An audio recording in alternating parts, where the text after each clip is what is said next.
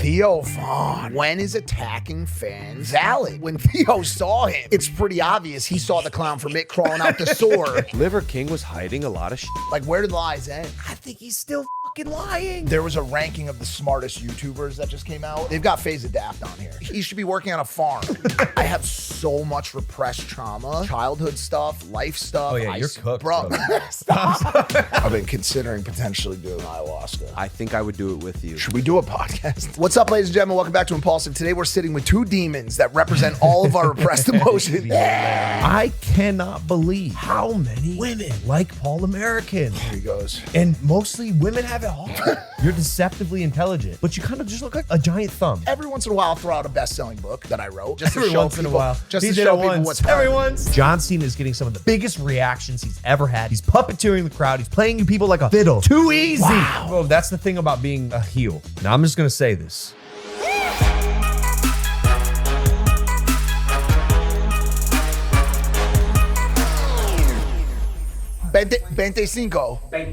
Hot 25. Bro, I'm not gonna lie to you, bro. I'm fired up, Well, bro. you're going to have to contain that fire for just Why? 1 second. 'cause Why? This microphone's decreasing. The camera angles are all f***ed up. What Who is this cares? angle? Who cares? It's impulsive. Make it like it used to be. Yeah, but people are gonna watch the show and be like, "What is this?" Like, Switch it up this time. we're doing a. Yeah, but I hate it. I did it, but I hate it. Yo, every time we do a boys only episode where it's like this, where we're just kicking it, they're like, these are my favorite episodes. They're just hanging out. I feel No like, one says that, man. bro, Caleb, am I not right? They're like, bro, put a persona over on that couch. It could be one of our audience members that's here with us, dude. This is obnoxious because, dude, this truly is a boys only. Like, you and I are just sitting on the smallest couch in the world, and Dressed to the nines. we're both kind of wearing like a similar outfit. And you've been looking good, by the way, Thank now you, that you're bro. 40. But dressing up with no more graphic tees. That was a big. I mean, I still have them, but I've been trying to dress a little bit better, dude. Cause what do you use money for? What do you do? Yeah, well said. You want some of this? Welcome back to Impulsive, the #1 podcast in the world. Thank you guys for listening, watching, viewing, whatever. Well, it's early, bro. Yeah. If for us, it's what? It's 1 p.m. Yeah, it's 12:50. We normally don't do podcasts this early, but here we are. We're in Puerto Rico. Mike's here, and he insists on sitting within 6 fucking inches of me, even though we have a whole couch. He could just go sit over there, and also would make it way more conversational. I could just talk to you like this. Should we do it? Here's the only reason I did it like this. When I'm over there, it feels like point counterpoint, like we're against each other. Do you know what I'm saying? Like over here, it feels like we're talking about the same shit. Like we're riding together on the same couch. Like if you put wheels on this bitch, bro, we could drive this thing. If I'm over there, we're separated. He does make a point. If we were in a car, like imagine we're on a road trip, just shooting the shit. I'd be driving, obviously. It would You'd be like sitting, this. bitch. All right, go ahead. Say it. Where are we going? Tuscaloosa. Amazing. By the way, I can go anywhere I want. I have no home. Lost everything. Graham Stephan did a special on it. Mike Malek lost close to $1 million. Not even kidding. Yeah, not even kidding. Do you know that? You know Graham Stephan, who, by the way, we had on our podcast. I love Graham Stephan. Yeah, dude. but he clickbaits you in A like lot. horrible settings on always. Snapchat. Mike Malek's going bankrupt. I'm sure I can find it. Mike Malek lost how much money? You're not making your own coffee at home. Hold on. I'm sure I have it. You know, like Snapchat news, like the news stories. You always pop up on Graham Stephan's channel. Mike Malek did what to his ex-girlfriend? No, it's not that. It's not that. Oh, wait, ready? Oh, here's Graham Stephan. Damn, but you're not on it today. Hold on. Is there a chance you're? I fell relevant? off. I think we did. To make Did I just make that up? Really goes to show you. Wait, I did? He's never I been did on. an interview with him? Yeah. We All did. right, listen, Goes to stop show you talking. just how bad of an investment buying certain homes could be. The one he bought in Los Angeles, it's just in a market that didn't really go up that much. He bought near the peak with reasonable interest rates, but now there's very few buyers out there for his type of house. Great, thanks, Graham. Appreciate it. Dude, fucking twist the knife, bro. You know what's so funny? When I walked into Mike's doomed house as he was trying to sell it, I walked in and there's this nice realtor there, brunette girl standing there, and she's trying to sell the house. I understand she's been doing it for a while. And you sold the house, right? Yeah, it's sold. This is no longer an issue. Right. Yep. Yeah. And good job, by the way. thank you. Congratulations. That's Well, sick. and people don't know the story of why it had to sell, and Will you I'll tell ever? in the I'll tell in the future. It's a little early right now, but Okay. go ahead. Yeah, so I saw this realtor there, and Mike's like, "Oh, she's on like a reality show. My fiance loves reality shows."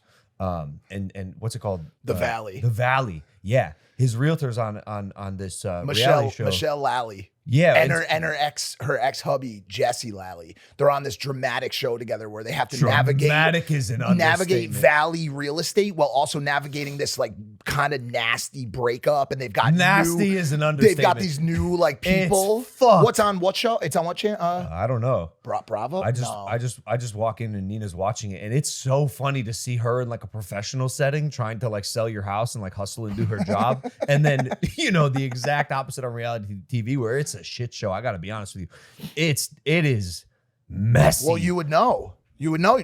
We just finished season 1 of All American Paul.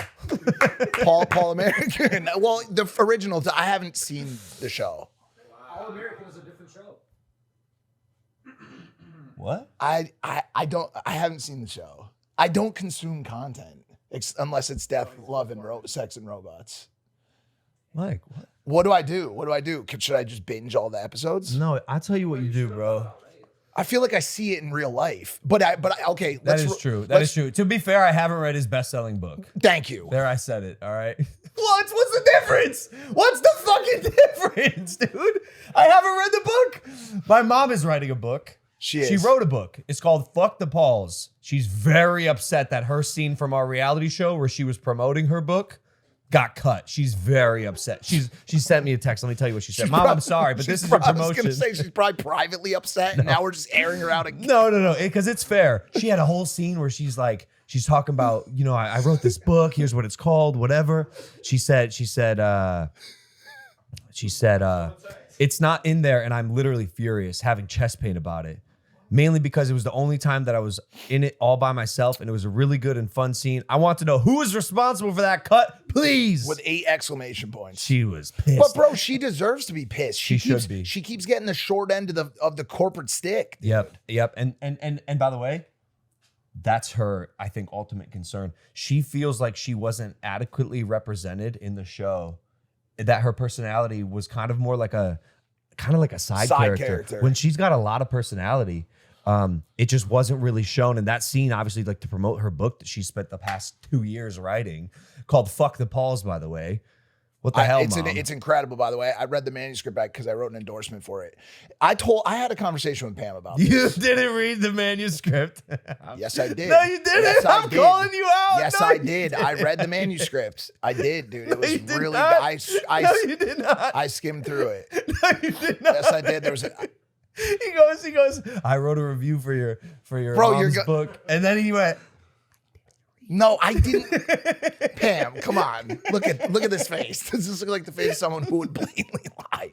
Come on, dude. No, but his review of the book that he didn't read is so good. You want me to read it's it? almost like he read it. You want me to read it? Yeah. Read the book. Read your review for Pam's book that you haven't read.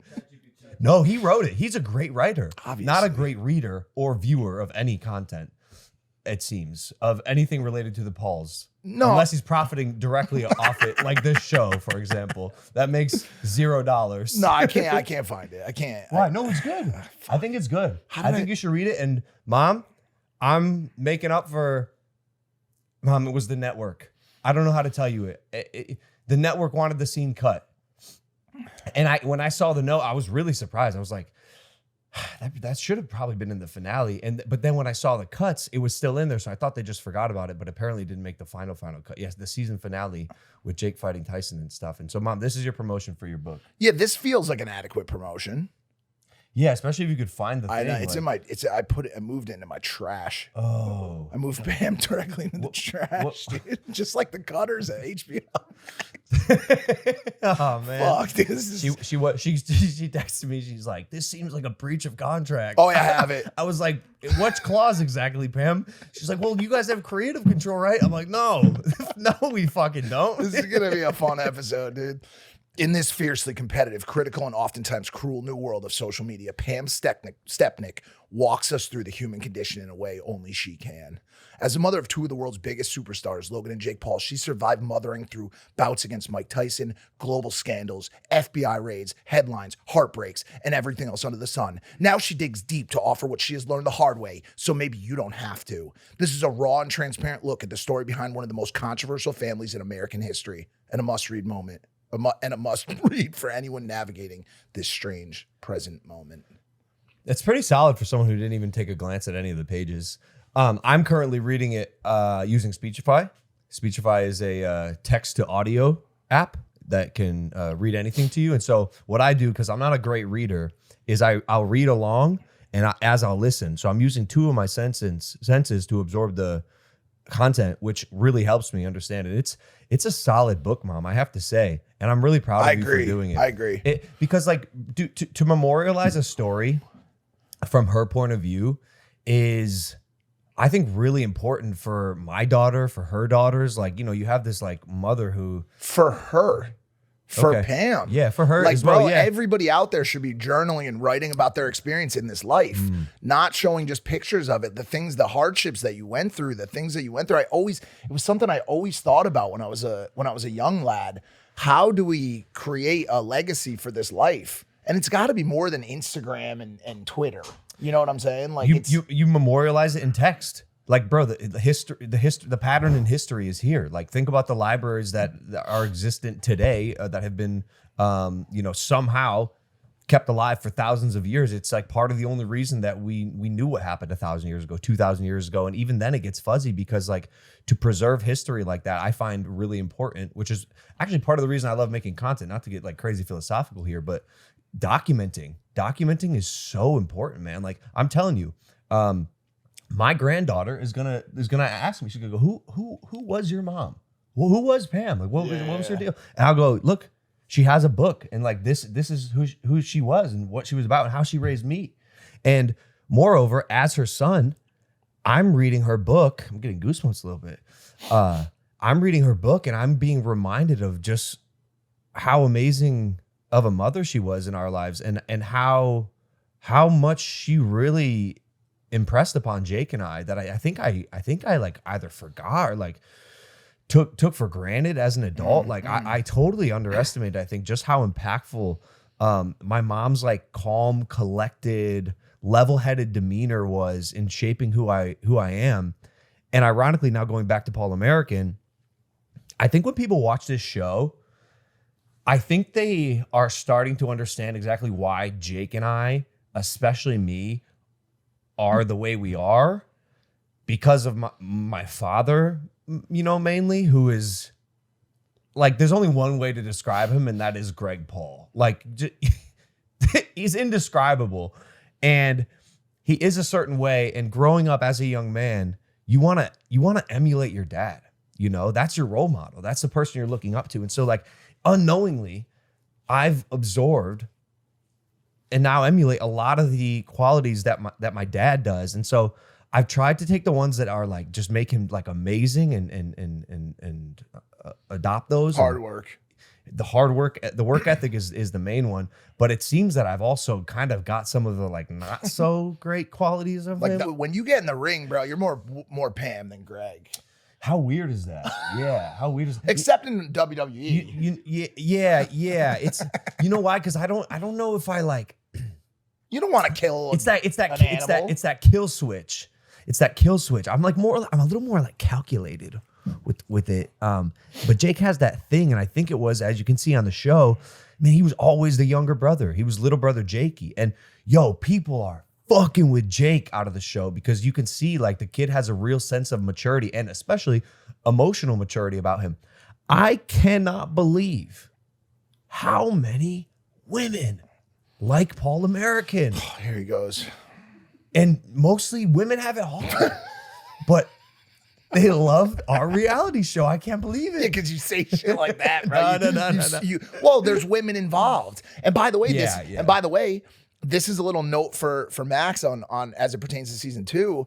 You got women watching. Stop cutting Mama Pam out of the content because they want to see Mama Pam. And also, big note, one of the biggest notes you left out, and you probably voiced it through sentiment, but as you read her book and as you watch the show, and as anybody watching this hopefully has this experience, the amount of time that moms cut out of their lives to devote to their children is insane. Bro. And you're seeing it firsthand now with Nina. My God. But bro, like that probably had to be one of the biggest takeaways from the book. Like, hey, your life as it exists is now over. That's not how it is for the man usually. No. 99% of the time or whatever amount of percent of the time.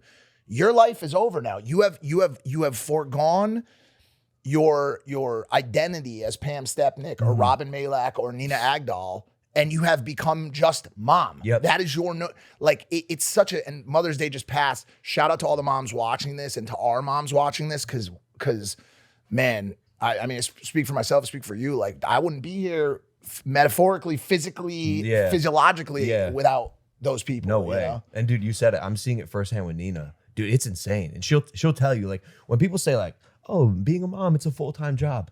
Yo, that's an understatement. I have a full-time job. I'm a WWE star. That's a full-time job. This is a overhaul of your entire life. Yeah. It's the only thing that truly matters in her core is being a mother. Like, she is like the life she had is now like it has been sacrificed for this new life of motherhood and family, which, you know, she wouldn't change it for the world, but I'm just seeing how hard she works to nurture this little baby, and seeing that, having just celebrated Mother's Day with like this girl who is my girlfriend, then fiance, and is now like a mother, and now Father's Day is coming up. I'm like, this is we have a family. That's incredible. While reading my mom's must be book. nice, man. Yeah, it's good. It's pretty great, Mike. Listen, dude, are we getting season 2? And also, can we collectively take a breath right now? I just realized something about this show, man. What's your free test at? What's your test at, bro? Testosterone? Yeah, like give me your overall. It's got to be 11, 12. No, it's low. No, because it's not low. I keep jamming that intramuscular like 80 mgs this test sip a week, bro. And I sit here and I just want to fucking yell. And you want to get? We're talking about sweet moms. We're flying through topics, bro. I bet you would punch someone in the face right now if you could. Probably Jey Uso, if I had to be honest with you. Wait, before we get into Jey Uso, I want to say, season 2. Yeah, we're waiting on the network to decide. We have, I don't know. Can you talk about it? Yeah, I'll just say it a little bit. We've started shooting it. It's just, I think we're just waiting on them to give us like a final, like, here's what's happening. How did season 1 perform? Like, so let's look at the reviews. No, I think we should. I think we should. No, because I think quantitative. No, I think. How are the ratings? I'll tell you right now. Oh, okay. This is the rating. Rotten Tomatoes, 42%. Fuck. Oh, well, no. But here's the problem. It's a picture of what if you get 42%? No, they put a little icon next to it. What is it? It's a popcorn that's spilled over. It's a popcorn that's spilled over. Caleb, you got to put it on the screen, please. It's a little popcorn that's spilled over. That's so funny. It's like not great. 42% is like a failing grade. What? But here's the issue. Anytime you have Jake and I subject to peer reviews, obviously, people that like the show aren't going to be like, yo, I'm going to Tomatoes. It's the haters who are like, I'm going to fucking tank this thing. And it's not like 2 stars. It's not 3 stars. They go out of their way to rate the show 1 star. So like the rating to me is completely irrelevant. No, that's not what I mean by ratings. I mean, like, what was it, Nielsen? How many views are people watching the show? Well, that's the important metric. I know. Because it doesn't matter what people have to say. It's, as you know, through WWE, and as we'll talk about with Cena and with you. Yep. Are the people watching? Are they talking? Are they coming back for the next episode? Well, yes, they are. Look, here's what they're saying. We don't need more Paul Brothers content. Paul American really doesn't give us enough insight into Jake and Logan lives to make us want to keep watching. Next thing, well made, fun to watch, emotional. My wife and I look forward to every episode. 2 brothers have made a huge mark in pop culture, and this is a peek into their life. Yes, please, and thank you. So mixed reviews. Polarizing is what it is. Yeah, polarizing, we should call it. Like, we know that about us. We're a polarizing family, and I realize this as well about the show. Tony Robbins has this amazing like analogy or like exercise. You know, I'll do it with you right now. All right. All right. Okay. Maybe you've seen this before. All right. Look around the room, and I want you to collect in your head everything that you see that's blue. Just give a quick scan. Yeah. Look around. Okay. Got everything that's blue? Yeah. All right. Now close your eyes. All right. What in the room is red? The rope on the ring. That's it. That's all I got. That is kind of the only red thing in here. Oh no, there's a prime can. There's a bunch of stuff. Well, you ruined my fucking exercise. Okay, let me try. Ask me again. What in the room is yellow? I don't know. Yeah, because you weren't looking for yellow, Mike. Right. You were looking for blue. Yeah. I told you to look for blue. I should have said the Pikachu, the tops on the primes. I did. I tracked all of it. Yeah. Well, there's Tony Robbins failed us once again. No. The point is, most people who don't have a photographic memory like Mike, if you're looking for stuff in the room that's blue, you're gonna see stuff that's blue. If you're not looking for what's yellow, you're not gonna see what's yellow. So I found that when you're watching this show, if you're looking for reasons to hate it, you'll find your reason to hate it. Listen. Talking about Pam made me happy, but I'm actually really mad right now. Oh, okay. And I want to cover this early in the episode while I still have the fire. Like I could break this chicken wing right now. Yeah. There was a ranking of the smartest YouTubers that just came out based on an AI generated list like of podcast appearances. We're not on it, dude. I saw that list. You're not a YouTuber. You're an ex-addict and best-selling author. You're in a completely different category. If there was an ex-addict and best-selling author smart list, you would definitely be on it. No. Hold on a second. First of all, the ex-addict author list is also ripe with really, really smart individuals. Yeah, that's true. You might not even be on that list either. It's really wise. And also, before we go too far, I do want to remind you that the last time we took a collaborative IQ test, I know you're going to get upset. I know. I'm not upset. I'm not upset. Okay. No, it was a 15-minute little bullshit test Fine, online. fine. You did win it. You won the 15-minute test. Against the entire house. Yep. Okay, I will say this. If you now draw that test out into a 3-hour test, I feel as confident about my results, okay? I did one of those tests, Mike. I know, and I know you scored very high. Do you know what I scored, Mike?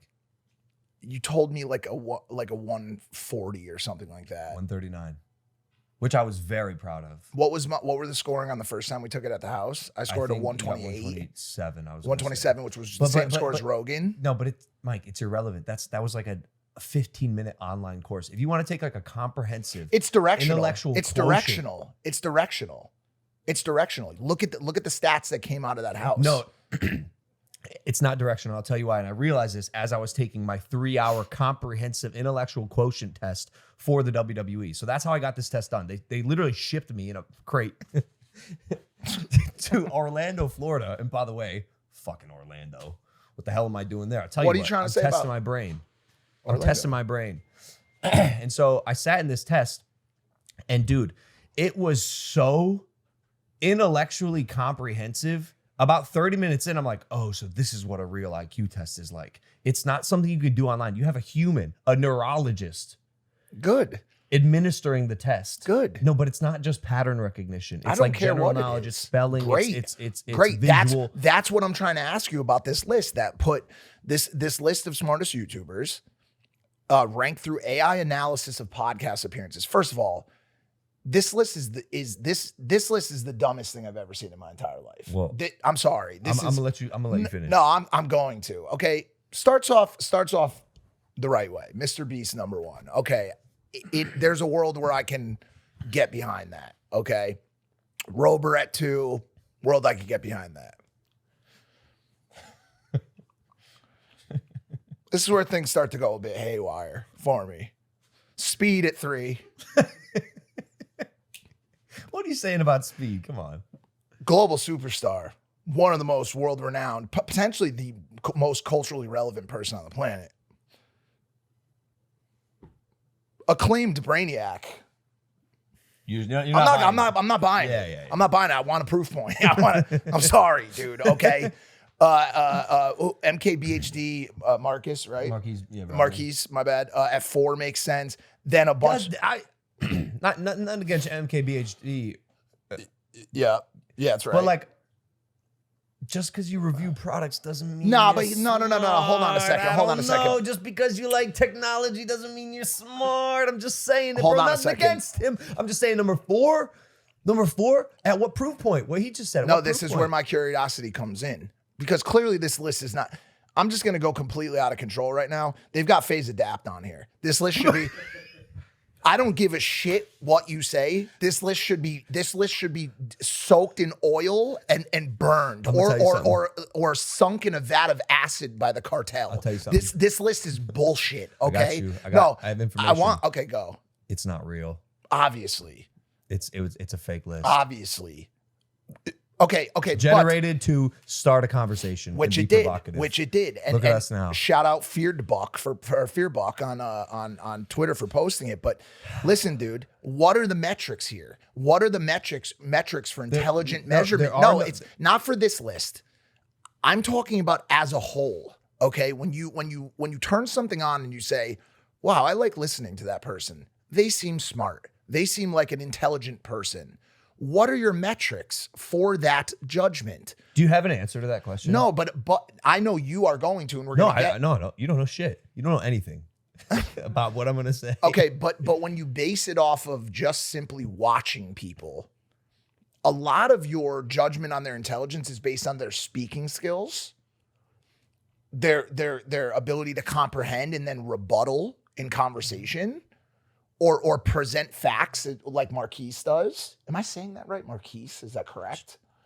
Maybe even potentially their use of vocabulary, the size of the words that they use, their ability potentially even to empathize. Who knows how deep that bucket goes? Where does it end? Because you may look at me and we do crack and we do heroin and all that stuff. No, we don't. But like, dude, at the end of the day, I want smoke with all these people. No, I do. Like, you know this. I want to go head to head with all of you motherfuckers, bro. I'm dead serious. I don't know. I'm pissed off. I'm not talking about Adapt. I'm not fucking talking about Adapt, bro. Okay, he should be working on a farm, even in 2020, even in 2025, an Amish farm. He should be churning butter. Okay, what I'm saying is to everyone else, put me in the game. I want. If you're not gonna do it, MrBeast, I'm gonna do it. Where are the trivia outlets in today's day and age? Where are the IQ testing where you say, okay, this dude did drugs and dates porn stars. Okay, then let's go.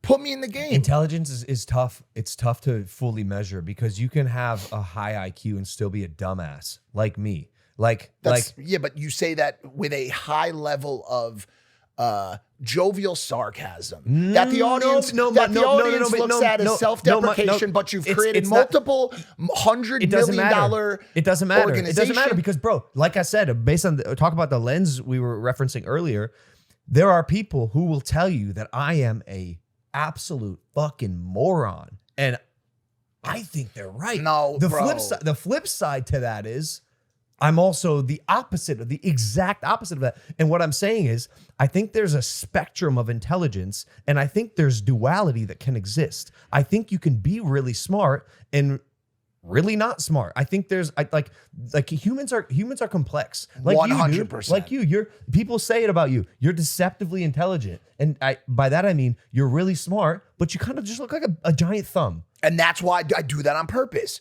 because I prefer to be underestimated at all times. The last thing I want to do is thank you. The last thing I want to do is be perceived as some sort of threat. Let me fly under the radar. Let me get the bag. Let me handle the shit I have to do. Okay, that's what I'm trying to get. But every once in a while, I'll throw out a best-selling book that I wrote. You know what I'm saying? Just to show people. Just to show people what's cracking. He did it once. Why, you want to see me do it? Every once. Keep that same energy, all of y'all. Keep that same energy when it comes out. You don't think I can do it again? You don't think I? All right. All I'm saying is this, bro. I believe that there's a competition that needs to be had where this type of measurement, this type of intellectual, cognitive cock measuring contest needs to happen, okay? And by the way, I'll do a physical cock measuring contest against you people too. I don't give a shit, bro. I'm ready for certain aspects of my life to be put under a microscope. Now, my ability to be a romantic partner, maybe not so great. There's back to the serious note, to the point you brought up. The idea of calling someone a genius is very short-sighted. What are you a genius in? Mm-hmm. Kanye West is a genius. No, he's not. He's a genius musician. Then he's borderline. Fuck it, it's 2025. Just believe it. He's borderline in every other fucking category. Okay, I'm sorry. The dude is moronic in so many ways, but he's a genius artist and stylisto. So to your point, yes, you can be very smart in certain categories and very dumb in others. Yeah, which I certainly can relate to. Yeah, dude, humans are complex. Humans are super complex, and it's so funny. Not to go back to the reality show, but like, as a consumer of reality television, because my wife loves reality TV, I know what we're watching for. We're watching so we can judge, yeah, see other humans like fall apart and make dialogue about their lives. And it's kind of like a really shallow thing. But it's kind of like in our nature. And so with our show, when there's like criticism or, you know, like I'm the heel of the show, of course I'm a heel. But like it's not something that like bothers me because I'm acutely aware that this human experience is just that. And we're all on this rock together. Everyone is really complex. People are complicated, and a demeanor can change on any given day. And if you're capturing your life on camera and you're sharing it with the world, you now open yourself up to this discussion of your peers, which I think is a totally valid and fine thing, because everyone has an opinion, which is also totally valid and fine. And for you to get like offended by it or feel some type of way about you not being on the YouTuber smart list, just to me seems hold on a second. Let me clarify. I'm being facetious and fully sarcastic about this. I do believe that there's a butthole-sized gaping hole for a trivia outlet right now. I am trying to. You should try to get on Beast Game season not, 2. No. And if you don't make that cut, go on season 3, because Jimmy just got season 2 and 3 picked up. No. I'm trying to proves that he is the smartest YouTuber. No, Jimmy's so smart, dude. But I'm not talking about those type of challenges. I'm talking about straight intellectuality. But it's funny you bring up these complexities and you bring up the idea of being offended, which I would hope at this point that I know you're close. I don't know which one of us is further along, but both of us are pretty far down the path of like, I don't really know what you could say to really upset or offend me at this point, bro. I do. What? Well, I'm not going to say it. I don't want to upset or offend you. You're my guy. What is it? No. I don't think you understand what I just said. I'm not going to say something to upset or offend you because you're my guy. Wouldn't be the first time you've done it. I know. And then you expressed to me after the millionth time I did it that sometimes it hurts your feelings a little bit. And I don't want to do that anymore because you're my guy. Remember the dinner in Vegas? Yeah, because y'all were all combined in a unified front. We always do that. Okay. Sorry. My bad. I believe there's a unified front. No, I believe there's a slight difference between your peers, your like best friends and family doing it, especially when they know where to hit you. And Jorge. Versus like other people. Anyways, is he other people? No, I'm talking about like the audience, like random people. That's what I was talking about originally. I was talking about like comments online.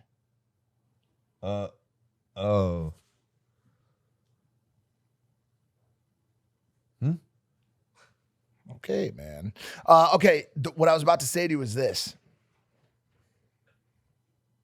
Hold on a second. I watched a video last night. Yeah, right. I sent it to you from a guy named a guy by the name of Carl Jung. Okay, he was a German therapist, like psychotherapist, and the video was about, man, fuck you, bro. You've upset and offended me. Wait, how? I don't know. You didn't. I just don't know if I want to talk about Carl Jung right now. Why not? You brought it up. Okay, so this video was about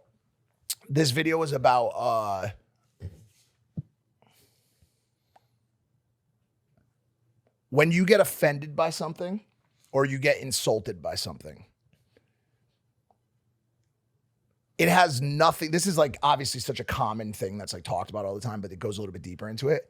It is simply a reflection of the insecurities and deep wounds and repressed emotions that exist within what's called your shadow.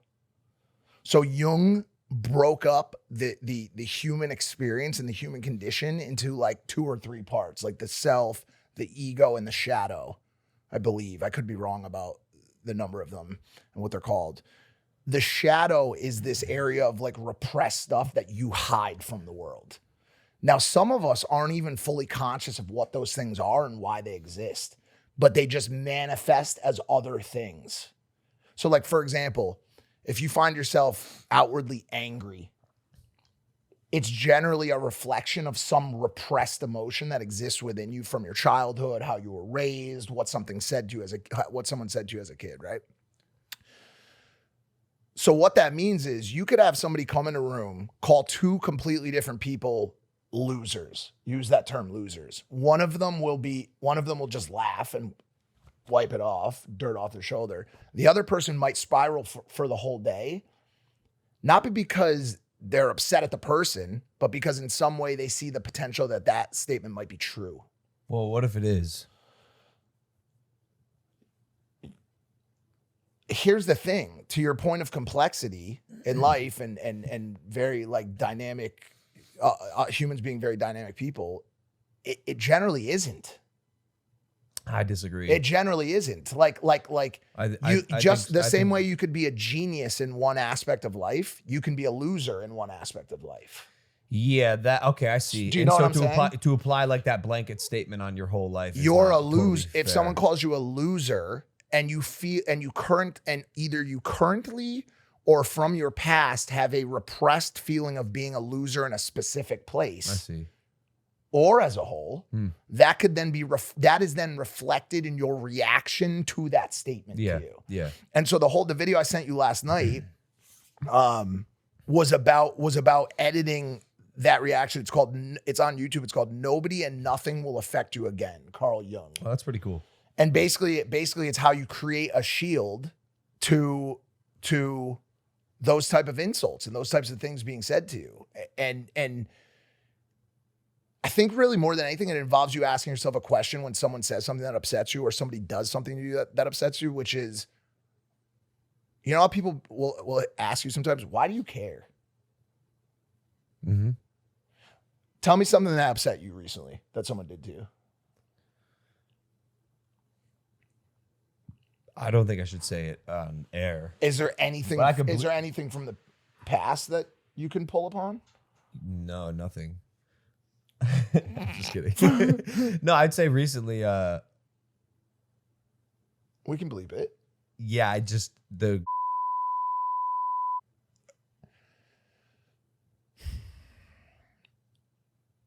Now someone might look at you and say, yeah, but why do you care?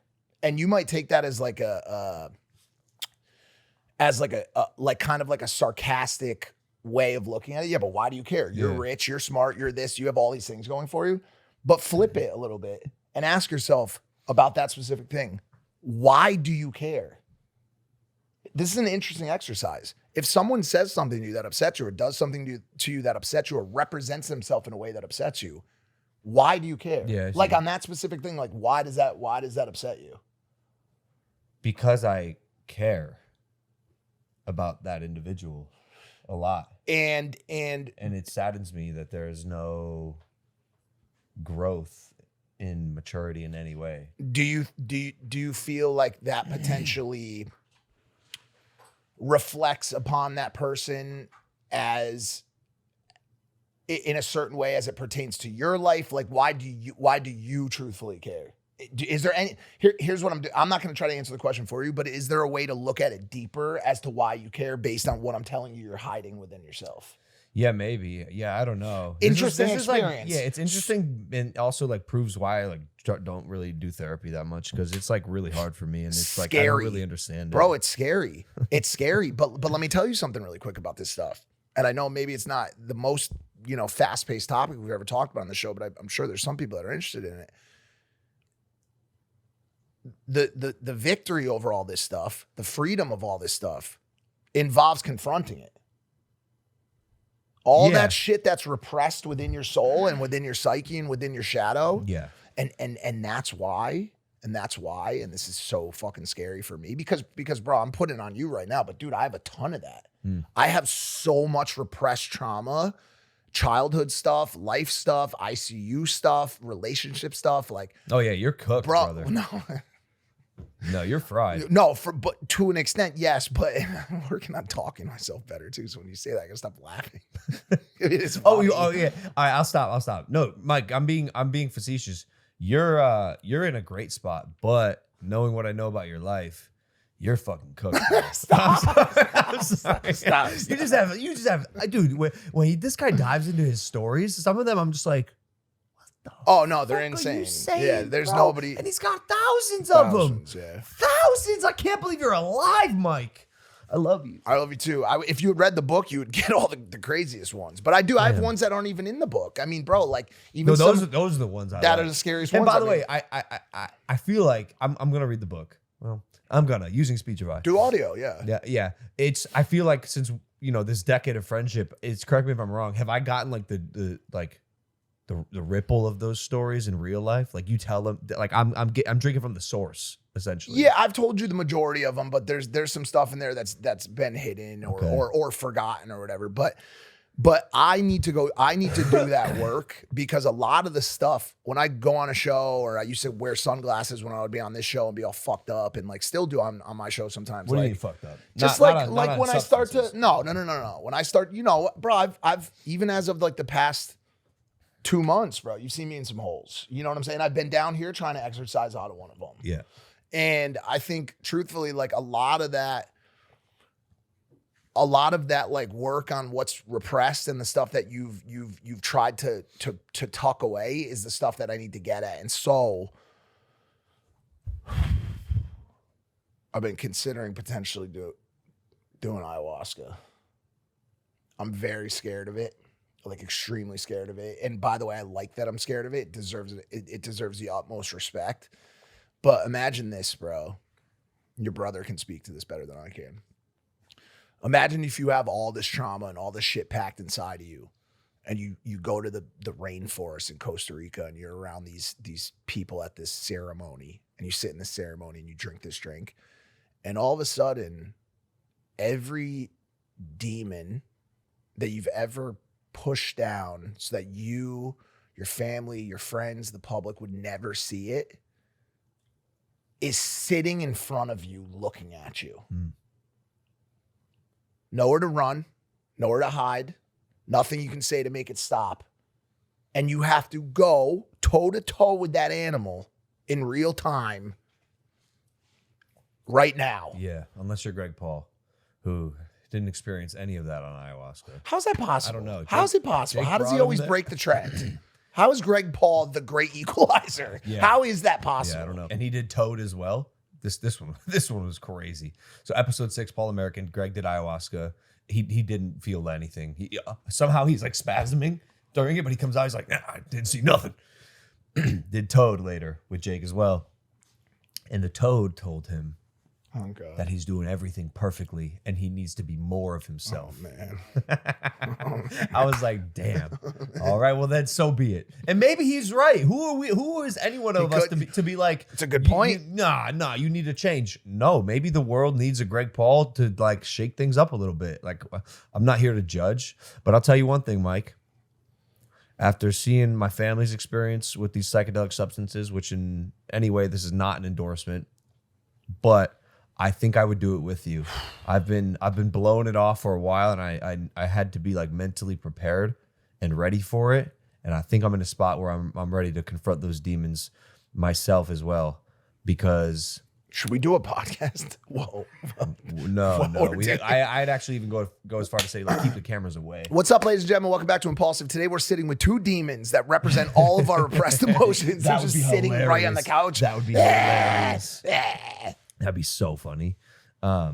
It's scary shit, bro. I know a lot of people that do what we do. I'm obviously not going to say any names that have had a ton of success and a ton of experience with it, man. But it's certainly scary. For right now, dude, I'm doing a lot of reading and a lot of studying and Carl Junging and Freuding to understand like different ways. Sometimes it's just about even through sober actions and meditation, finding new ways to look at things, bro. And that final note on all this meta stuff, because I know it's a lot. And you guys come here to listen to hear about dicks, even though we don't talk about dicks as much anymore. Remember we used to get stuck in the dick sand? Yeah, it's so bad. We don't do it as much anymore, but maybe we're growing up. The easiest thing, not the easiest thing, but the one thing that I'm working on right now, dude, is just really just editing my thoughts, dude. And you're so good at it. I remember ever since I met you were talking about the stuff on the mirror when you wake up and you look in the mirror and you talk to yourself positively. And it's like, bro, I know there's so many people watching this right now who can relate to the idea of being stuck in that cycle of negative thought. And bro, when you program that into your mind and it becomes second nature to wake up every morning and immediately start a cycle of negative thoughts, which you've been there for days, for a couple days. I've lived here for 20 years. That's tough. So, bro, the time it's gonna take me to then, but the good news is the brain has a miraculous capability of recovery. Has a miraculous ability to rewire itself or to be rewired through hard work and discipline and function and habit. And so right now, one of my goals is trying to get into a habit of better thought. Because as I mentioned earlier in the episode, better thought leads to potentially better feeling. Better feeling leads to potentially better actions. So if you think good and you feel good and you act good, you start this triangle of good, which then starts to defeat a triangle of bad. This is kind of reminding me of when you will post quotes on your Instagram, and I just feel like you're actually kind of just doing it as a note to yourself. I do that all the time. Like, I feel like you're like just describing what you need to do. And it's good that you recognize it. But it is, but it's not. Why? Do you have to, because it's no, it's good. It's a note to myself, but it's also not. You have to remember, I have a small, the same way you have a WWE and a Prime and a JJ and a boxing and all of those armies. I have a little army of people who look to me for this type of conversation. That's true. They've read The Fifth Vital. Yep. They wake up, they feel the same way I do. They're going through the same things I am. Yep. They're struggling the way I do. So when I talk about this stuff, one of the things I'm upset with myself at is that I don't do enough to continue to give back to that community who has entrusted me. And I put episodes out even on my channel without any reason, sometimes without any reason to, just to make sure they're still getting that flow. A lot of times I'm talking to those people that are stuck in a constant cycle of thoughts, those people that are dealing with substance abuse, those people that are dealing with OCD, dealing with severe anxiety or depression and don't get out of bed, to remind them that I feel the same way as you. I continue to work at it every day, and these are the things that I'm doing to make it better. I'm going to the gym every single day, even when I don't want to. I'm taking every nasty substance out of my life. I'm telling myself that you're worthy, you're worth it, you're good, you're loved, you're deserving of good things. All of those, and I'm getting enough sleep. Like a lot of those things, bro, that you got to remember, a lot of those things that come very naturally to people don't come very naturally to another swath of people.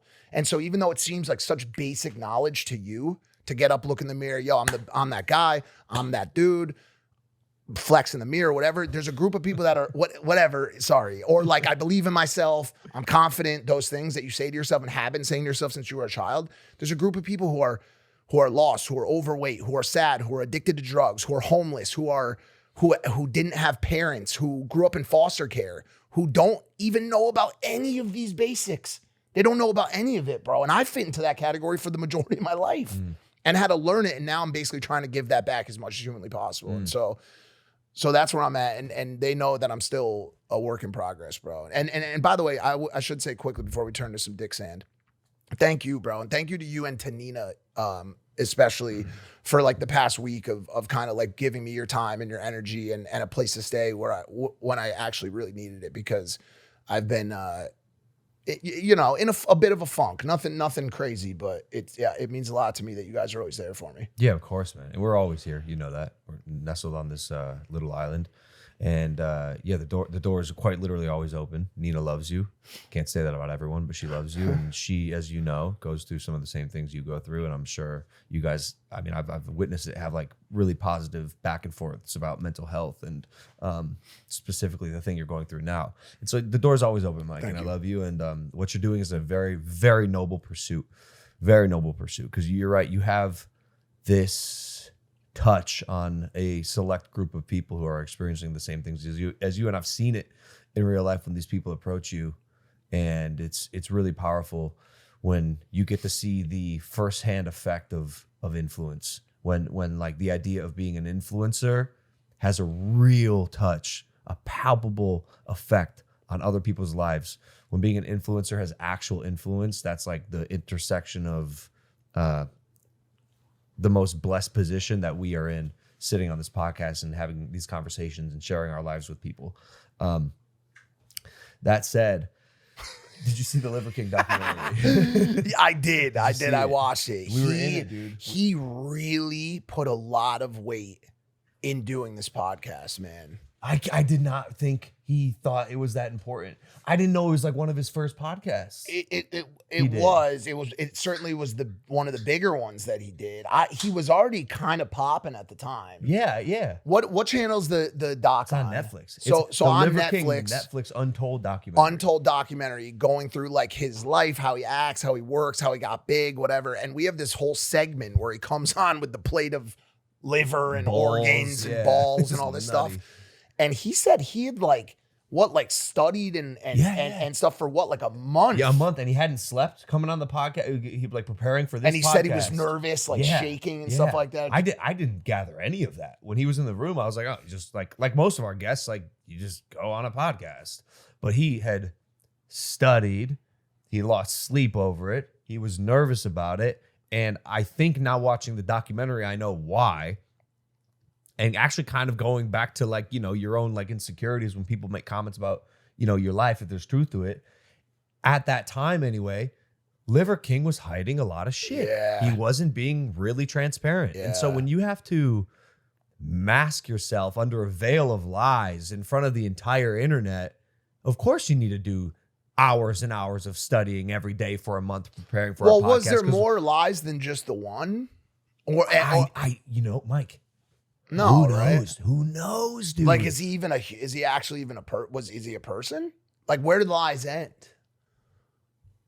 I'll tell you one thing. I was watching this documentary and like, I'm fascinated by the Liver King. And it's so funny because we had that segment on the podcast where, we were talking about his lifestyle and I asked him if, like point blank if he did steroids and he said no. And then later in the Netflix episode, they showed me like chastising him. I'm like, you motherfucker. Yeah. Like you fucking lied to my face. I was angry. Yeah, you were. I was Could you put a angry. lot of stock in Liver King even outside of that podcast? Well, because I thought You his loved- message, his 9 ancestral tenets, I was like, let's go, like ground with the earth, get some sun. Like, what's the harm in that, And yeah, for the most part, it's true. It's just like, I think the vehicle in which he chose to deliver the message was riddled with lies that made people really uncomfortable. So much so that at the end of the documentary, when he's talking about the changes he's made and how, he's doing all this stuff, I think he's still fucking lying. He's still lying. Why didn't he just? I don't know. But why did? Oh shit! I saw it all happen. Shit, everything. I fell saw over. it all happen. Earthquake. Why That was crazy. Why didn't he just tell the truth from? Like, bro, That's my issue. No one would have cared if you're just like, dude. maybe is it directly counterproductive or counterintuitive to his point that he's all natural? Yeah, obviously. Do you know what I'm saying? Yes, of course. obviously. And that's Yeah. his whole brand. No, it's not. No, it's it's not. not? I disagree. That was my disconnect. It didn't feel like something he had to lie about to get the message across. In fact, it felt so ancillary that I didn't understand why he needed Like, why to. couldn't it be really, really high protein cow balls and 150 mgs of test sip every 3 days? I think he also felt that it was really ancillary, that it was like not really necessary, to be honest about it. To be honest about it. Bro, it's your whole ethos, though. Yeah, It's like, that was the issue. That was the issue. And he was asked so many times, and it wasn't just like no, I don't do steroids. He came up with 1,000 different ways to say it. And shamed with his people chest out who and do it. shame people. Like, man, I really believe him. He really is like a decent actor. Like, and it's funny watching the doc, and I don't want to. Well, I guess this is what we do. We talk shit on this podcast, and he was nice enough to come on here and give us his time. But like, did you see how his older son would like react to like some of the stuff that he was like doing? Yeah. He looked A, pretty uncomfortable, and B, there were parts where you could kind of tell that his older son like wasn't buying the shtick. Like he kind of like snicker, when they were like in the field gutting the animal and stuff. And it was like, I know what it's like to grow up with a dad who is really out there and who isn't like any of the other dads in the neighborhood, and how that makes you feel. And so I'm watching these boys, and my dad is like nothing like the Liver King in that regard, but in the same like, oh, your dad is a character. I get it. And I'm watching these kids, and I'm like, man, when the cameras aren't rolling, I just wonder what the dynamic is in that house. Bro, your dad, dude.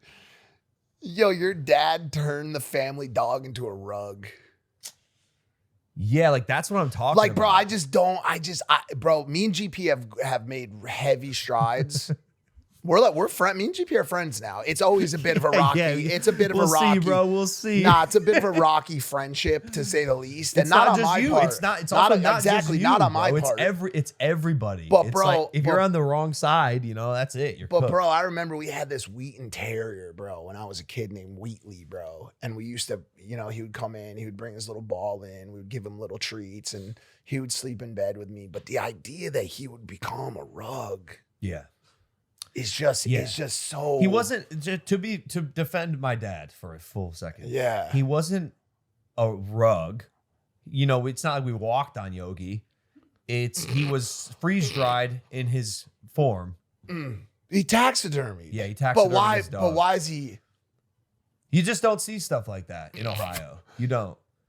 I don't know how many people did that. Like, There's okay. Let me defend him for a second. There's got to be some people who did this. I think I've seen people put him on the fireplace, like up on the mantle. But the idea that he's eternally on the floor, just resting like that, dude. He really loved the dog. He really loved the dog. The dog got hit by a car. Yo. Right to the taxidermist. I think, bro, I don't know if you're gonna like when I say this, bro. I think you should consider taxidermying Greg. I think you should consider taxidermying Greg, bro. and just. I think it's illegal. I think I've seen shows about this. Okay. I think it's legal. The funny part about this is, Jake wants to be taxidermied. Oh, bro, could you imagine if you got both of them? He made me promise. He wants to be taxidermied in a fucking Lamborghini with one arm and a gun, a rifle hanging out the window like this. That's insane. Might have been a Ferrari. Where would you park it?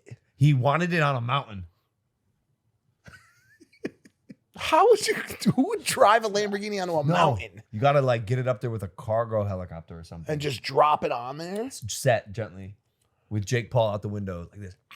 Are you going to outlive Jake? I am not speaking on the plan. That is God's will. I don't know what's going to happen. Okay. I'm just thankful to be here. Great segue. Holy shit, great segue. Okay, I've been thinking about this a lot lately. We had Brian Johnson on the podcast. By the way, I think not enough people saw, clips-wise they did. Yeah. That's an incredible show. That was an incredible podcast. Brian Johnson, the world's healthiest man, wants to live until 2009-67, where they have, velociraptors racing and all kinds of weird shit and space planets, and MrBeast is controlling all of it, right? 100%. He said AI is going to really speed things up over the next few years. And it's funny because when I was 16 and I started abusing my body and doing oxys and all the drugs and stuff, I was always like, it doesn't matter anyways, because within the next 20 years, the Jetsons had flying cars. We're going to have a cure for everything, bro. That's a wild way. No, I really did. I was like, bro, at the speed at which we're moving, don't tell me you never, bro, when you were 14 years old and Granny got melanoma, you're like, well, shit, that's never going to happen to me, because by the time I'm 60 years old, all this shit's going to be gone. I guess. Okay. A little bit. The Jetsons had flying cars. They had a robot that does the dishes, right? Robot. So what I'm asking you is this, or what I was curious about is this, what are we closing in on here? Because we still got cancer. Now, RFK, shout out RFK. I don't know. Do you think somebody will not like that I gave a shout out RFK? He knows, and a lot of people know, that the FDA is blocking a lot of this shit. Elaborate. Stay with me now. Okay. Big Pharma makes so much money off treating shit I see. that the idea of curing anything is counterintuitive to their bottom line. Yeah. This is like the most known thing Yeah, ever. yeah, like yeah. I see a lot of shit that's said on Twitter and talked about by people, and I don't believe any of it. It's such bullshit. But everybody knows that the most crooked thing in the entire world is pharma. Big Pharma's completely fucked, right? How's your hair look, dude? Are you paying attention to what I'm fucking saying right now? Yeah, Big Pharma's Okay. fucked. What is the holdup on a lot of this shit, dude? Like, bro, think about it, dude. Like, you have a relationship with AI. AI is your best friend. You talk to this dude all day to ChatGPT. You're best friends with it, right? Why do people still have bald spots? Like, bro, think about that for a second. Why do people still have bald spots? Me included, my hair is continuing to fall out. I went to Turkey and got it fixed, but the shit continues to fall out. How have we not fixed that? Now, last week we hear that potentially there's a team that has put together a way to reactivate lazy hair follicles. But guess what? That shit's going to get trapped in phase 1, phase 2, phase 3 testing for 20 fucking years. Yeah, it sucks. Because of how long this shit takes. Dude, listen, if you need someone to test your shit on, call me. I don't care what it's for. Call me, bro. I will do Neuralink. I will do every mRNA chemical. I used to go to a guy named Kevin in Bridgeport, Connecticut. You would pull up in one of those massive, outlandish sized, expedition Ford vehicles. And I would buy whatever powder he had at that day. And no one tested it. I would immediately go and just put as much of it in my nose as possible. I was the tester. Call me. Call me with your mRNAs, dude. Like, I will test your vaccines. I will test your cures. Give me the disease and then cure me. Bro, I'm down. Just get the shit over the finish line. What is the holdup? Why does everything take so fucking long, dude? I think human trials is a lengthy phase, and even to get to the human trials is crazy. Like health, the human body, it's crazy because even with the technology that we have today, we still don't know so much about it. But the good news is, AI. I believe we're on like a health precipice. I think with the advent of AI, getting to know, understand our body and develop technology that benefits our health is going to be more and more prominent. I actually invested in a company that's doing this called Superpower because I've been super health conscious for a while, like monitoring my blood markers and making sure my levels are all balanced, making sure I have the right amount of fat on my body so I can perform the best I can. Same. Everything has been very important to me, but it's expensive. And I'm not sure everyone can like live that healthy monitoring, preventative lifestyle that I do. Superpower, which, shameless plug here, but I love the company, is democratizing that. So what they do is it's a data-driven health platform that essentially is the Apple of monitoring your body and making sure that your levels are all correct. And you do that by drawing blood and looking at your blood markers and seeing where you're high, where you're low, where you're okay, and then correcting with whatever supplements that are assigned to you via AI health-driven technology. Because one thing that is so important that I think is often overlooked is it's so much better to be preventative instead of reactive. That part's for sure. Prevention is protection. Yeah. And to get ahead of a heart disease that, by the way, you can tell if your heart has plaque in it more than usual by just getting, a heart exam. It's called Clearly. I just did it last week. I'm 30 years old. Do you own a piece of that company No, too? I don't. I You're don't own a a piece of billboard. Clearly. You're bought and sold. You are bought and sold. I brought this topic up not for 46 ads. Just like you're talking about mental health, and there's someone who will listen to what you say and walk away. I've got a new company that will help you walk it's not away. My company. It's not my company. I'm an investor in it. I am a minor. You're not because you're over 18. Minor. Okay, you've never dug coal. Cog in the wheel of a company that I believe will do Agreed. good for a ton of people. I'm sure. By democratizing a healthy lifestyle for people to check what's going on inside of their bodies using AI technology, I think is a very beneficial thing for humanity. And so I don't feel ashamed. I don't feel ashamed to say it. And why don't you call me when you get the prospectus or the deck? How come you never call me, bro, to tell me, oh, I've got this new company. It's going to involve something that you talk about all the time. They said they said no, they didn't. Specifically, we don't want Mike. Fucking lie, dude.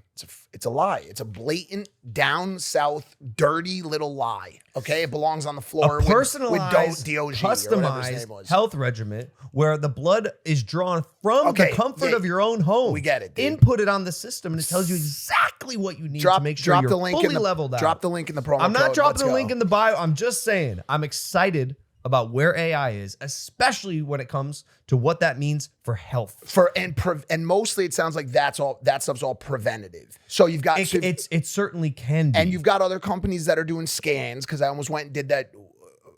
We can say brands. I don't care. Pernuvo, you should pay us probably. What is it? It's the full body scan that does the full body MRI and checks for cancer. There's another bloodborne test that tests for cancer precursors. Dude, so I have a call like momentarily to go over the results of that heart test. And I want to say this.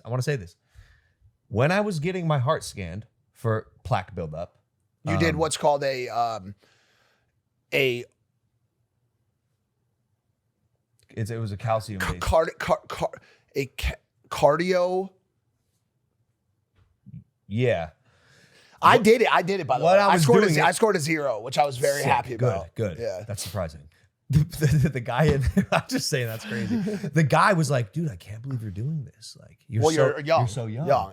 For that test, there's no question you're young. Yes. But it turns out just because I'm young and just because I have little to no calcium buildup in my heart doesn't mean there can't be plaque buildup elsewhere. It's like I don't think it's but it's heart centric.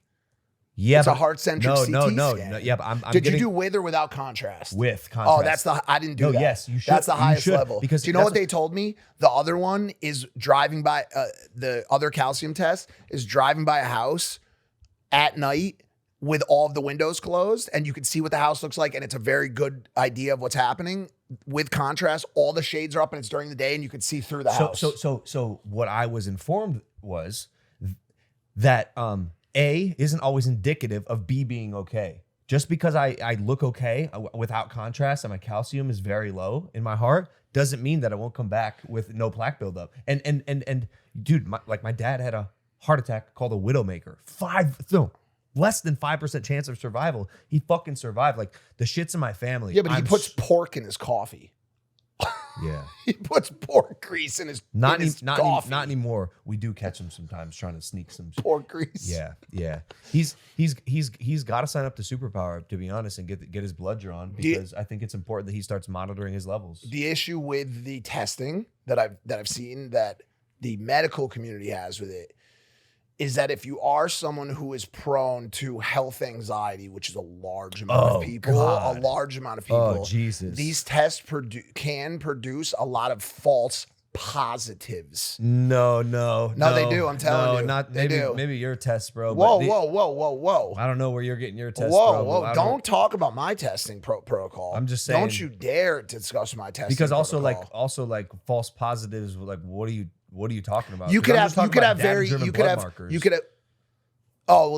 Sorry, I'm not talking about Superpower. I'm talking about scans. We're dancing around a little bit here. Scans can sometimes provide completely benign masses you then go and freak out about. Number one, then, if that happens, what I'm about to say, if you're interested in your health and medical technology, everything like that, you get a false positive, whatever it is, second opinion. Get a second opinion. For like the doctors, the medical field, they are practicing medicine. That's what they say. We're practicing medicine. You're practicing. This it's still such like an unknown territory, and so much more to be learned. And I think AI will get us there. But second opinions, especially in anything medical related, especially if you have something like kind of flare up that you're concerned about, are very important. Dude. Fuck that. Second, third opinion if you can't even. Dude. Reversal of aging. So there's 10 things here. We're not going to get to all of them, but like study of senolytics, drugs that remove zombie cells are moving into human trials, which would significantly expand human health span and slow aging itself and rejuvenate tissue. brain computer interfaces, obviously like Neuralink, are implanting BCIs in humans. By the way, I would do that trial right now. Anything you have trial wise, even if it, dude, I'm not kidding. Even if it needs to be done only on pigs or monkeys, I will do it. I don't care, dude. Mice, whatever. I don't care. What you're saying is this. It's so possible to quote the name of our good friend Andre Ducom's podcast. It's possible nowadays to know thyself. Yeah, you have to. Inside and out. You can do it. You can get it done. You should too. And you can, I'm not going to say an absolute here, but you can dramatically increase the probability of living a full, healthy, long life by monitoring your body and knowing what's going on inside of it, because it's possible now. You know what's is fucked fucking up? Awesome. You know what's messed up, bro? And the deepest thing that needs to be handled more than anything? The biggest problem everybody's up against isn't nature, bro, or isn't nurture. It's nature, bro. How much does genetics play into your potential lifespan? Well, like, bro, I'm not the saying answer it's is not a mix, ton, but I'm not saying it's not a mix, or at least we don't believe it to be a mix. But Grandpa Pop-Up, Charles Gall, Grandpa Pop-Up, bro, that dude loved bacon. He loved sitting in his recliner. I don't think that dude worked out a day in his life, and he made it to like 96. Yeah, my grandma had a similar Do you story. know what I'm saying? And like Grandma Jane was a drinker. Whiskey, yes, bro. Dude, 2 packs of cigarettes a day. This woman, 2 packs of cigarettes a day, lived till she was 85. So the question is in our lifespan, is there going to be a way to edit genetic makeup? Yeah, for sure. And right? Yeah. Or is it all going to come down to the programming of the babies? For example, as I right now, I'm trying to rejuvenate my sperm. You know, my swimmers are terrible. And that was before I was pumping up 80 megs a test sip a week. I got nothing in there, bro. I'm firing blanks. I'm going to do that because I want to create another lineage, another generation to my name, right? But I want to do it through computer programming. I want that child to be programmed by way of AI. Like, I want my kid to come out already speaking. Yeah. I don't want this whole, you call it a blob phase. Yeah. Come out, provide for the family. Come out, be ready to work. Yeah. Yo, the bushes need hedging. Mm-hmm. I saw your daughter this morning playing with a little octopus on the floor. What's the ROI on that? I know. 0. Yeah. 0. In fact, it's a negative ROI. You had to pay for that shit, dude. Just to say I'm hungry at some point. And by the way, not even say I'm hungry, just act out I'm hungry through screams and cries. I'm not doing all that shit. So when you're ready to test me, be ready to test genetic makeups on my future child as well. If you're watching this and you're a young entrepreneur in the science realm in the Silicon Valley, call me.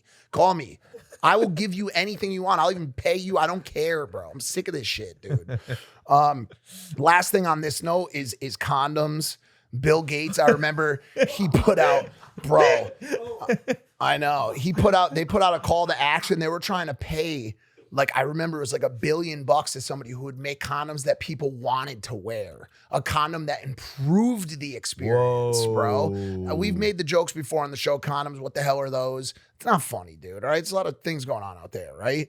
And still, we're years later and you still got to put this bag on your wiener. You got to put a bag on your wiener and then they've got to use this rubber play toy. Or not, or you don't, and you get an ESME. And that's a great thing. Or an STD. Yeah. You know what I'm saying? Like, who knows, right? And whatever. So I'm sure they're starting to figure out some of the STDs. And you could look at it with that, like, hey, man, within the next couple of years, they'll have all that shit fixed anyway. So fuck it, roll the dice, right? But, dude, they've got a lot of stuff coming out here. They've got invisible condoms, dissolvable vaginal film that you use as a spray, hydrogel condoms that mimic skin in clinical testing, bunch of new advances, dude, where it looks like height lengthening surgery. I know Jorge was interested in that, and so is Kevin. I'm sure Evan would be interested in that as well. But they did get rid of some things, dude. Guinea worm disease is gone, polio's gone, measles. What about tapeworms? No? Tapeworms. RFID chip implants. Like, dude, we really got to continue to step it up. Kind of in the same way that you need to continue to step it up against people like Jey Uso, who's really, I just knocked him out. making you. I know, but it was a cheap shot. And cheap shot according to who? You're the champion. Be fucking ready. Nah, off air, on air, doesn't matter. If I'm in the building, we got a problem. I mean, bro, you got to remember, he invented the yeet.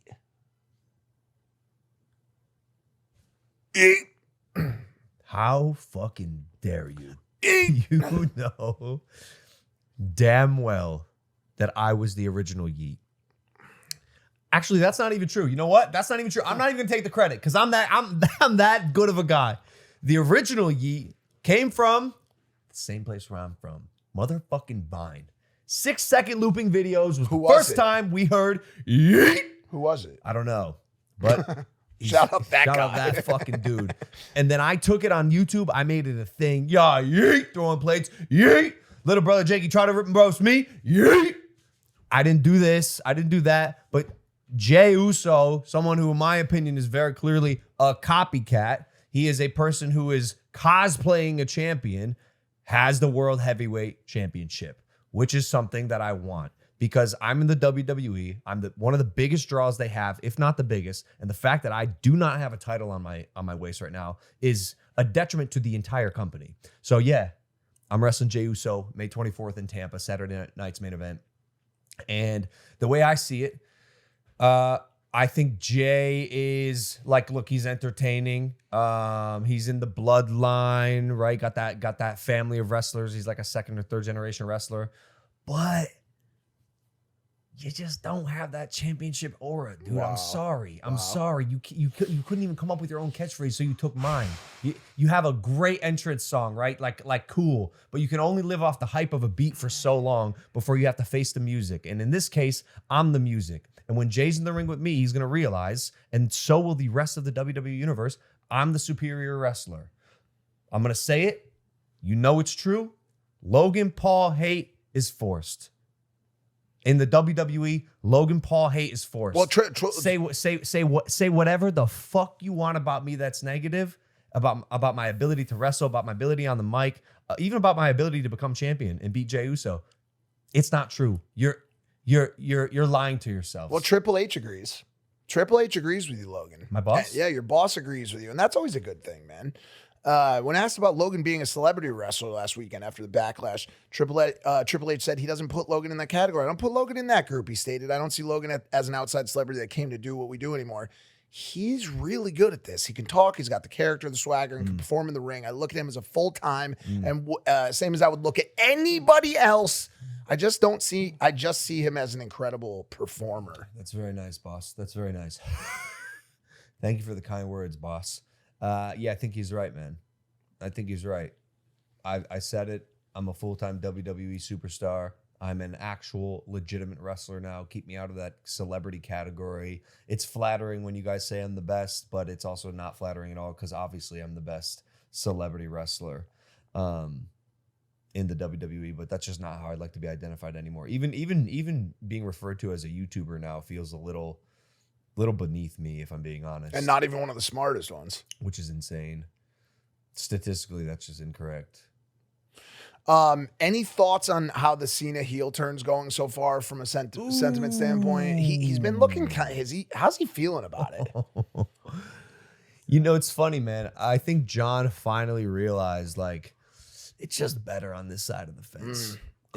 It's just better on this side. Found out the grass ain't greener. No, the grass is much greener on the side of the heel. Oh, the grass is greener. Yeah, Sorry. Yeah. Normally it's not. They say the grass isn't greener. In this case, it is. Because I'll tell you why. You could be real. You can say what you want to say. You're not worried about always being liked or selling tickets or getting your merchandise or hitting the bottom line, or even if your boss has come to you with notes and you're like, yo, do this. You're like, bro, I'm going to do whatever the fuck I want and like enjoy the fucking show. And that's the wave I think John is on right now. And you know what? I love it. He was guessing it though. He what? Yeah, I saw that clip of him. He was second guessing. Yeah. No, he wasn't. He had a hard match and he was tired, and I think he heard a fan say something and like it distracted him. No, the whole arena was saying thank you, Cena. Yeah. Well, bro, that's the thing about being a heel, right? Now I'm just gonna say this. They don't actually hate you, bro. Some people might say otherwise for you. Yeah, for you, it's possible. It's forced. Yeah, it's forced hatred, bro. You don't. You're like you're really in your seat, like this. Fuck you, Logan. But deep down, and eventually, I know the cheers will be, thank you, Logan. just like they are for John right now. I'm It's certain. been a while. I'm certain. It's been a because the while. opposite of love is not hate. It's indifference. And if they're silent, that's the problem. If you are capable of hating someone, of disliking someone to a degree where you're really, really forcing yourself to say, fuck you, or whatever it is, you're this close to loving them. All they have to do is flip that switch. John did it. Dominic might be doing it soon. We see it with Dom, right? Biggest heel ever. Couldn't get a fucking word out. And now, champion, he's turning the corner a little bit. And everyone's like, oh, Dom's awesome. Yeah, I've been saying he's fucking sick. Yep. Whether you're a heel or a babyface, if you are getting the crowd to react, you are sick. And John Cena is getting some of the biggest reactions he's ever had. He knows exactly what he's doing. He's puppeteering the crowd. He's playing with their emotions. He's playing you people like a fiddle. Damn. As he said, it's too easy. Wow. He speaks in rhythmic tones, and you say what? You're predictable. He knows what you're gonna do. You are an instrument in John Cena's orchestra, and I'm here for all of it. That was powerful, man. Damn. Provocative. It gets the people going. Speaking of heels, man. Where could this possibly go? Dude, Are you always gonna talk about your feet. You're not bro? gonna lie, dude. Leave those fuckers out of this conversation. I'm not gonna lie. I always got a segue, dude. I'm the segue king. You just gotta let me drive, bro. You're sitting bitch on my Dude, you're the sitting guy who bitch on my invented driving the couch. Segway Oh yeah, drove died off on a cliff. Segway. Yeah, y'all know that. He drove off a cliff. cliff on a Segway. How crazy is that? Isn't that so How crazy sad? is that, bro? Natural selection, but okay. Yeah, but natural selection with his own product. Bro, he are made you something that ended serious? up leading to his demise. That's With the guy that's that invented horrible. the guillotine. The guy that invented the guillotine was Shut killed up. with a guillotine. Shut up. No fucking Shut way. up. Let me see. Yeah, figure that out, dude. Yo, imagine you. Was the guy who invented the guillotine killed with a guillotine? Actually, no. The guy who the guillotine is named after, He was confident. Wait, what is it? Can you say repeat the answer or something? It kind of just like disappeared. Like I don't really know. Like Maybe her head got cut off by a guillotine in that moment, dude. What ChatGPT did you use? what? You said yes? Yes. Did the inventor of the guillotine get executed by a guillotine? Yes, Dr. Joseph Ignace Guillotine, the man whose name is famously associated with the guillotine. How did the inventor of the guillotine die? Say that. Okay. All right. So, dude, what? Chat And just- don't talk this time because How did the inventor of the guillotine die? the guy often associated with inventing the guillotine, Dr. Joseph Ignace Guillotin, actually didn't die by his own creation. He passed away from natural causes in 1814. However, there's a common myth that he was executed by the guillotine, which isn't true. Another fun fact, the guillotine was named after him, but he wasn't the sole inventor. He just proposed its use as a more humane method of execution. Humane. ask about the Segway driver. How did the inventor of the Segway die? The inventor of the Segway, Jimmy Heselden, tragically died in an accident involving a Segway. In 2010, he was riding one of his company's off-road Segway models near his home in England when he accidentally went over a cliff and into a river. It was a freak out. Bro, That is worst that case is scenario. so bad because I can't even say it with a situation like this, dude. That's so sad. Anything involving toppling, like the word toppling, exactly that style of toppling, like especially on a Segway, they're kind of high up. You topple, such a bad ending, dude, and terrible. But speaking of heels, man, Theo Von. Wow. Theo Von, who man, first and foremost, shout out Theo Von right now, who is running circles on the podcast circuit. This dude is having some big names on. Oh yeah. And I so love Theo. Was super pissed off at you guys for what you did to the chair that day and set didn't that do whole thing up. We didn't do that. He knows that. But anyways, We had to talk about it. anyways, shout out to Theo because I do love him in front of the camera, behind the camera. The dude is amazing, and I send in all my best vibes to you all the time, Theo. I love you so much. Gets pressed by someone. I think it was in Nashville, right? I guess they had been like antagonizing him and like saying stuff to him. And you know how those things kind of elevate. They start in one place and then the guys hang around longer and alcohol's involved. And all of a sudden they're right next to you. And this dude's right up on him. This dude's right up next to him, up in his personal space. And Theo puts hands on him, dude. His neck. And gives him I don't think I'd seen a neck shove in ages, dude. He gave him a neck shove. And it brings up that question of like, yo, when is attacking fans or people in public valid? You know, a valid option, dude. And let's be honest, the real answer is once you invade my physical space. Even then, No. Right. I'll speak for myself personally. Okay. Once you invade my physical space, yeah, you've crossed a line. Depending on how fuck around and find out. No, I'm not saying to do it, but what I'm saying is it's a part of that style of thinking. You've now touched me. Maybe you've caught me on a day where I'm having a great day. I just hit a 21 on blackjack. I'm having a great day. You smack the shit out of my arm, and I'm happy. And I say this to you, and I hit you back, whatever. But maybe Grandma Jane just died. Maybe the Pernuvo test didn't come back looking so great, or the superpower came back and my estrogen was a little high. Oof, he's emotional. And my test was a little high and everything, or maybe even a little low or a little high. Who knows? Sad. Confused. He doesn't know what's going on. And you come up to me and you say, "What's up, old man? How you feeling today?" You're gonna get cooked. Bro. Mikey's gonna lay hands on you. There's Allegedly, we've witnessed some of it happen. There's a chance that I'm a strike you, bro. Now I got to think about the money. I got to think about the lawsuits, right?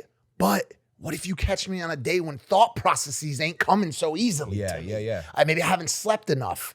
Okay, maybe I'm going through a bad time in my life and I'm feeling a little dark and I'm feeling like I want to give you a backhanded slap, not a front hand, a good test-driven 1250. I just stuck the needle in my ass. 1250 backhand.